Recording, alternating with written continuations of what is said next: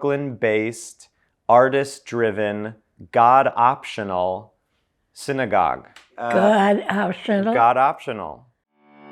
Hi, I'm Adam Cantor. Today we are going to have a conversation with my best friend, my queen, my grandma, Lucille Cantor, at her apartment. Come on in.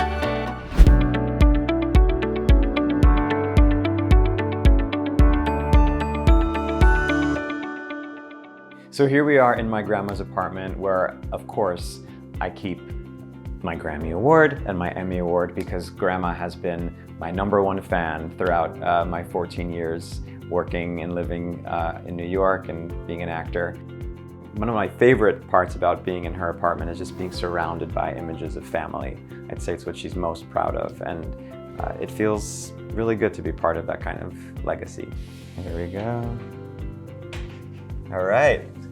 Here we are. Let's talk about Jewishness. I grew up in Brooklyn 99 years ago. What was it like to be Jewish growing up there? We had a Jewish home, kosher, a lot of Irish Catholic alongside the Jews, and it was a very gemütlich neighborhood. What does that mean? Hey Siri, what does gemütlich mean?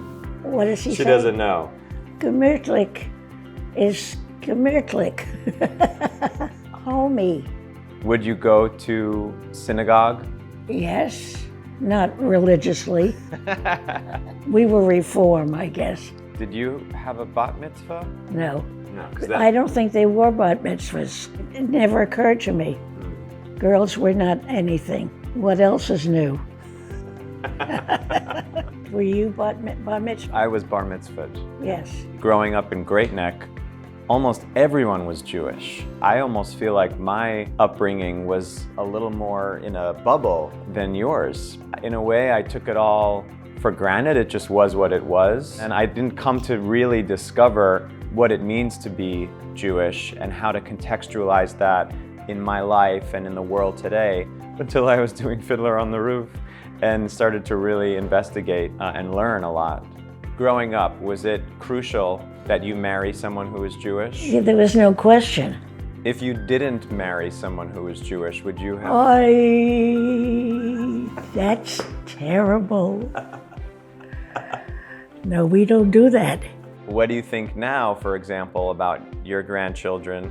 The ones who are married are all not married to Jews, right? That's right.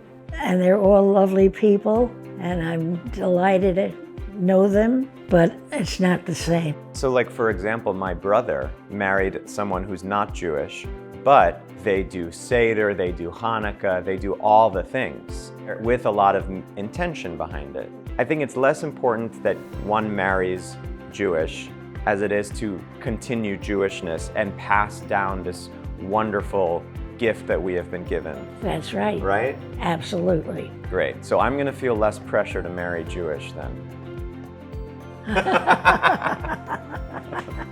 One of the things that really, really disturbs me is the lack of Yiddishkeit among the younger people. I don't like the way it's going. The Jews are not as Jewish anymore.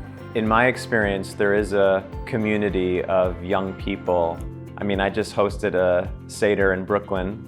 We had an orange on the Seder plate, which is a newer tradition for women and LGBTQ. Now, would you say this is typical of the young people? There's definitely a vibrant community. Are they Orthodox? No, not at all. I think one of the greatest things about Jewishness is this culture of questioning. To reinvestigate and apply new meaning to it feels actually quite Jewish to me. There aren't that many people like you, is what I'm afraid of. It gives me hope. Well, have you ever experienced anti-Semitism? No. Never? Never, Really? really. So the other day, I actually saw a swastika graffiti My golly, where was it?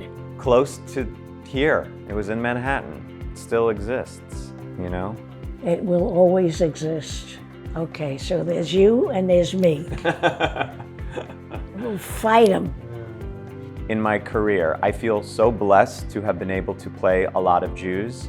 However, I often feel that I am pigeonholed into that. He's the Jewish guy. you know? Or things like hungry banker, or, you know, mama's boy next door. Things like that, that it's basically like, let's get a Jew, you know what I mean? And I have felt that my Jewishness has also kept me away from certain roles that need to be more all-American. Would you call yourself a Zionist? No, I don't. It's funny, I don't think about this, about Israel. And I sure spent enough time there. I've only been to Israel once. I went on Birthright. It was an amazing experience to be in that place. And I think it gave a new window into what it means to be a Jew today in the world. If, let's just say, the state of Israel were compromised or under severe threat, you would, I think, have feelings about that. Yes, I would have very strong feelings about that. It's so important that Israel maintain itself, and it needs more people like you. Why is it important to you that Israel maintain itself? Because Israel is a symbol of all of Jewishness, Yiddishkeit. And if Israel isn't strong, God, they have to be strong, because they're fighting on 12 different fronts at once. Sounds like a Zionist a little bit. So to thank you for having this meaningful conversation with me, I have something for you. There's a little photo of us. We were on a red carpet, the American Theater Wing Gala. My pleasure.